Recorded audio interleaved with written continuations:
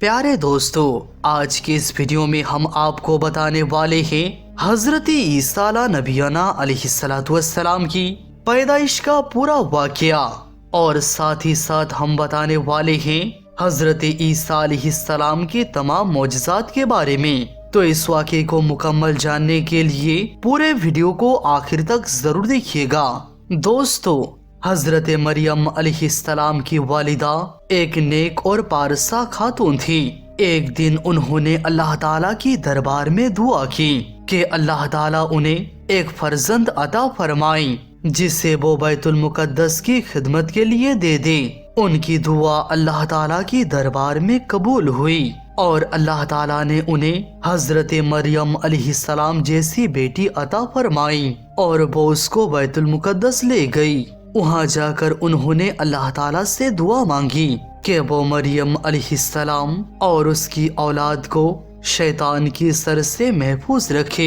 अल्लाह ताला की दरबार में उनकी ये दुआ भी कबूल हो गई।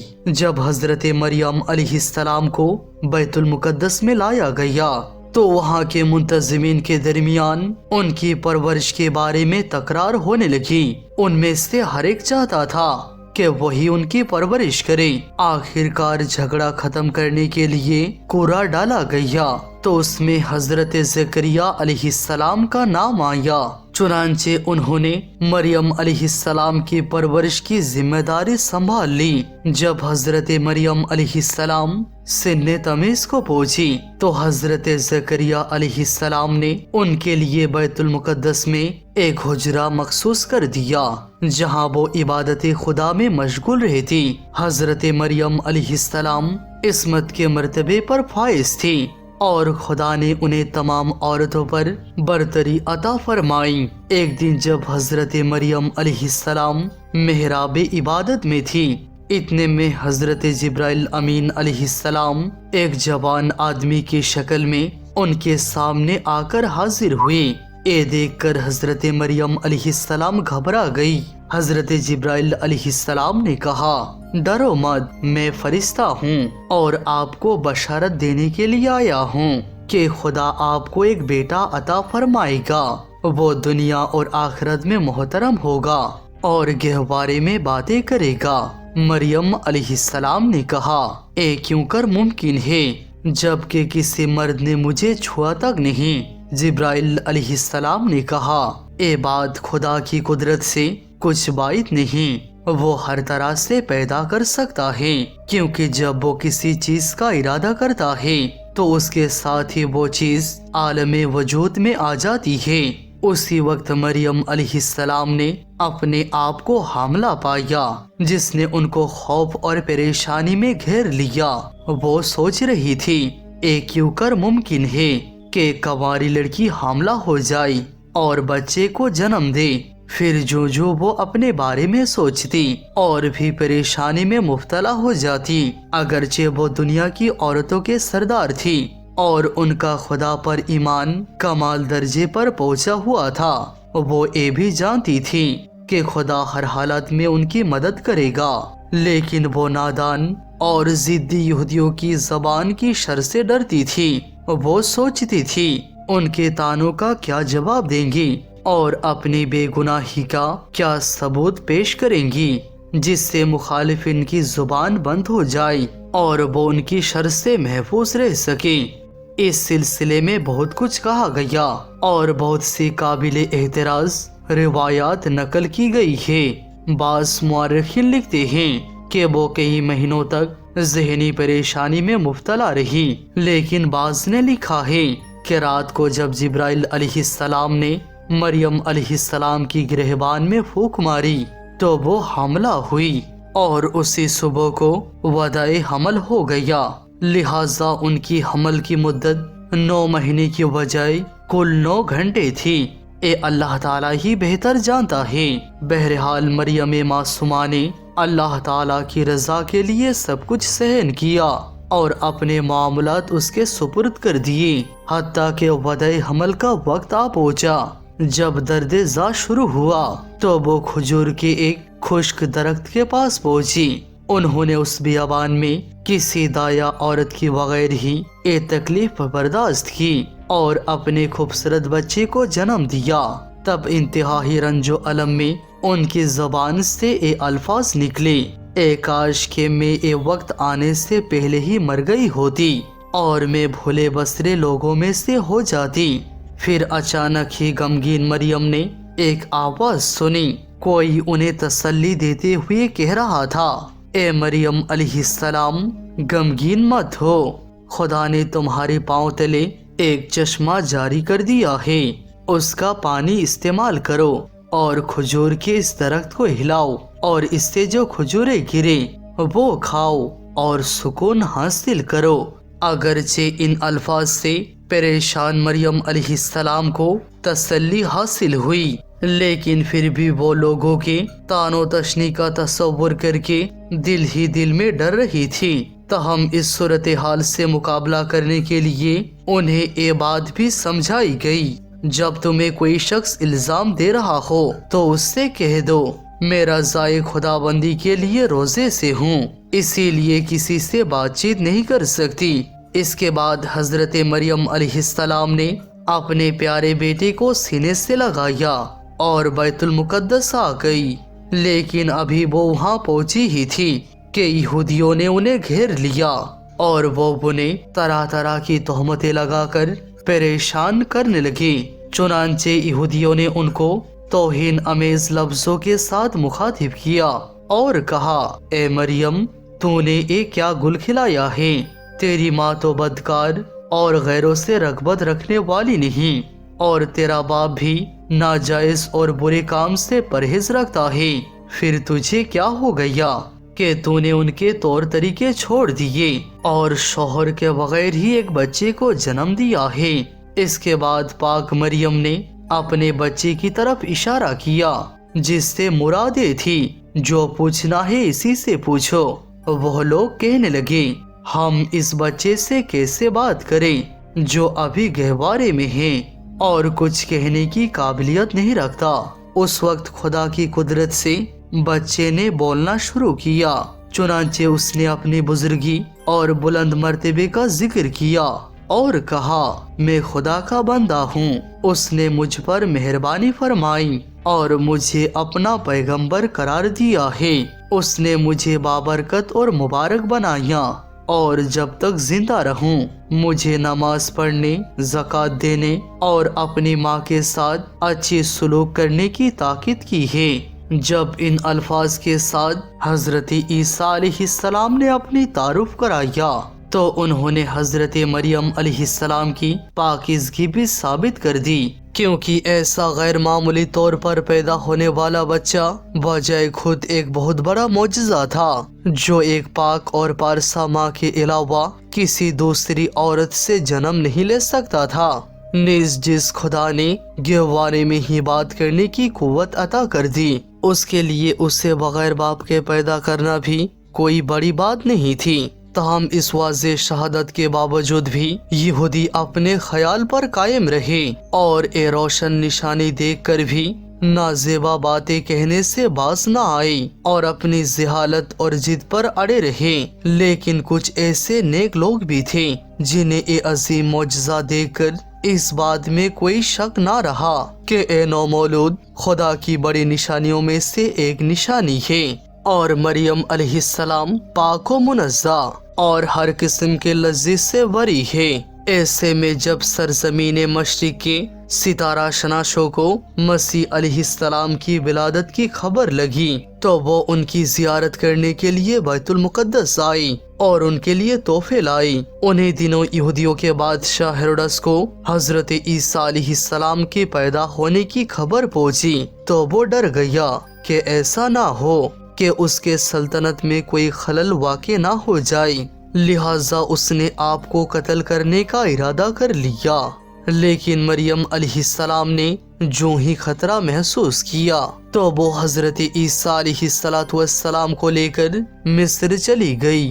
وہاں وہ ان کی پرورش کرتی رہی حتیٰ کہ وہ 30 سال کے ہو گئے اور خدا نے ان پر انجیل اتاری۔ پھر وہ بیت المقدس میں تشریف لائی اور یہودیوں کو دین حق کی طرف بلایا۔ پھر 3 سال تک انہیں واعظ و نصیحت کرتے اور انجیل کی احکام سناتے رہے، کیونکہ وہ ایک اولو العزم پیغمبر تھے۔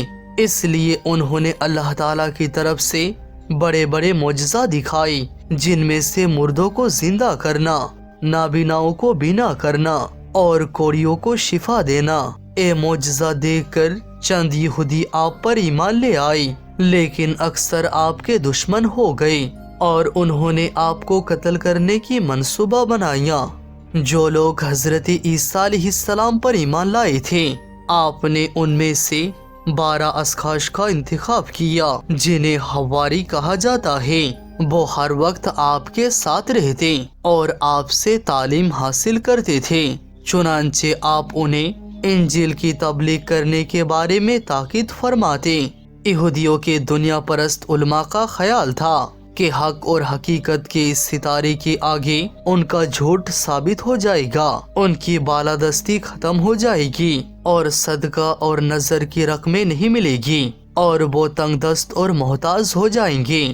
مطلب یہ کہ خدا کے پیغمبر اور آسمانی کتاب کے آمد سے ان کے لیے وہ سادہ سیدھا لوگوں سے مال حاصل نہیں کر سکے گا۔ لہذا انہوں نے فیصلہ کیا کہ خدا کے روشن کیے ہوئے اس چراغ کو بجھا دے اور پھر پورے سکون کے ساتھ دنیا کے مزے لوٹے۔ بس انہوں نے حضرت عیسیٰ علیہ السلام کے خلاف محاذ قائم کر لیا اور اعلانیہ ان کی تکذیب کرنے لگے۔ چنانچہ انہوں نے آپ کے معجزوں کو جادو اور شوکدہ قرار دیا اور اپنی گمراہی پر ڈٹے رہے۔ لیکن حضرت عیسیٰ علیہ السلام نے بھی اپنے کام کرتے رہے۔ انہوں نے اپنی مدد اور حفاظت کے لیے خدا تعالیٰ کی ذات اقدس کو کافی سمجھا اور دشمنوں کی یلغار سے ہرگز ہراساں نہ ہوئے، بلکہ جہاں کہیں بھی لوگوں کا اجتماع ہوتا آپ وہاں تشریف لے جاتے اور ان کو انجیل کے احکام بتاتے۔ اس طرح سے بہت سے لوگ آپ کے ساتھ ہو گئے۔ اگرچہ اس صورتحال کو دیکھ کر یہودیوں کی دلوں میں دشمنی کی آگ اور بھی بھڑکتی، لیکن وہ خدا تعالیٰ کی رضا اور تائید کے مقابلے میں کچھ نہ کر سکتے تھے۔ انہوں نے خدا کی نور کو بجھانے کی ہر ممکن کوشش کی، لیکن خدا کی نور پوری آب و تاب کے ساتھ چمکتا ہے اور کافروں کو یہ چیز ناگوارہ گزری۔ انبیاء کرام کا طریقہ رہا ہے کہ وہ مشکلات پر صبر کرتے اور مخالفین کے مقابلے میں ثابت قدم رہتے تھے۔ اسی طرح سے حضرت عیسیٰ علیہ السلام بھی لوگوں میں انجیل کی تعلیم دیتے رہے۔ وہ چند دن تک کسی ایک آبادی میں دین کی تبلیغ کرتے اور پھر کسی اور جگہ چلے جاتے۔ یوں آپ بے علم لوگوں کو خدائے واحد پر ایمان لانے، نیز قیامت اور جنت و دوزخ پر اعتقاد کی دعوت دیتے اور واعظ و نصیحت کے ذریعے معاشرے سے گناہوں کی میل کو دور کرتے۔ اسی طرح سے ایک مرتبہ اللہ کے نبی حضرت عیسیٰ علیہ السلام اپنے ساتھیوں کے ساتھ چل رہے تھے۔ اتنے میں آپ کے حواریوں نے کہا، اے عیسیٰ ابن مریم، کیا آپ کا اللہ آسمان سے کھانا اتر سکتا ہے؟ تو یہ سن کر اللہ کے نبی حضرت عیسیٰ علیہ السلام نے فرمایا، اے لوگو، اگر تم مومن ہو تو اللہ سے ڈرو۔ تو انہوں نے کہا، ہم تو اپنی ایمان کی تازگی کے لیے کہہ رہے ہیں تاکہ ہم اللہ کی قدرت کو دیکھیں اور پیٹ بھر کے کھانا کھا کر اپنے ایمان کو بڑھائیں، اور وہ لوگ جو کفر پر ہیں ان کا ایمان بھی آپ پر ہو جائے۔ بس یہ سن کر اللہ کے نبی حضرت عیسیٰ علیہ نبینا علیہ السلام نے اپنے ہاتھوں کو بلند کیا اور اللہ کی دربار میں دعا مانگی کہ اے اللہ، ہمارے لیے آسمان سے دسترخوان اتار تاکہ ہمارے اور آنے والے لوگوں کے لیے اے نشانی عید بن جائے۔ بے شک تو بہترین رزق دینے والا ہے۔ اللہ پاک نے جیسے ہی حضرت عیسیٰ علیہ السلام کی دعا سنی تو فرمانے لگے، اے عیسیٰ، تمہارے پروردگار نے تمہاری دعا قبول کر لی، لیکن اس دسترخوان کے اترنے کے بعد اگر ان لوگوں نے خیانت کی تو ان پر وہ عذاب نازل ہوگا جو آنے والے نسلوں کے لیے نشان بن جائے گا۔ ابھی یہ الفاظ مکمل ہو ہی رہے تھے کہ آسمان سے فرشتے دسترخوان اتار کے لے آئے جس میں 7 مچھلیاں اور 7 روٹیاں تھیں۔ بعض روایتوں میں ہے کہ آسمان سے مچھلی اور گوشت اترا، اور کچھ روایات میں کہ ایک بڑی مچھلی خوب پکی ہوئی اور قسم قسم کے سبزیاں اور روٹیاں دسترخوان پر موجود تھیں، اور ایک روٹی پر روغن زیتون، ایک پر شہد، ایک پر گھی، ایک پر پنیر اور ایک پر گوشت کی بوٹیاں تھی۔ جیسے ہی حضرت عیسیٰ علیہ السلام کی حواریوں نے اس نورانی دسترخوان اور روٹیوں کو دیکھا تو ان میں سے ایک جس کا نام شمعون تھا، جو اپنی قوم کے سردار تھا، کہنے لگا، یا روح اللہ، کیا یہ دسترخوان دنیاوی کھانوں میں سے ہے یا پھر آسمانوں کے؟ اللہ کے نبی حضرت عیسیٰ علیہ السلام نے فرمایا، اے دسترخوان نہ دنیاوی کھانوں میں سے ہے نہ آسمانوں کے، بلکہ تمہارے پروردگار نے ابھی ابھی ایجاد کر کے تمہارے لیے اتارا ہے۔ پھر آپ علیہ السلام فرمانے لگے، خوب پیٹ بھر کے کھاؤ اور اس میں خیانت نہ کرنا اور نہ ہی کل کے لیے ذخیرہ کرنا، ورنہ اللہ کا عذاب تم پر آ پہنچے گا۔ لیکن افسوس، وہ لوگ اس کھانے میں خیانت بھی کرتے ہیں اور کل کے لیے تھوڑا تھوڑا چھپانا بھی شروع کر دیتے ہیں۔ بس جیسے ہی رات ہوئی سب پیٹ بھر کے سوتے ہیں اور اللہ کا عذاب ان پر آ جاتے ہیں۔ اب جیسے ہی سورج طلوع ہوا تو اس میں سے کچھ خنزیر اور کچھ بندر بن جاتے ہیں اور ادھر ادھر بھاگنا شروع کر دیتے ہیں اور اپنے آپ کو نوچتے رہتے ہیں۔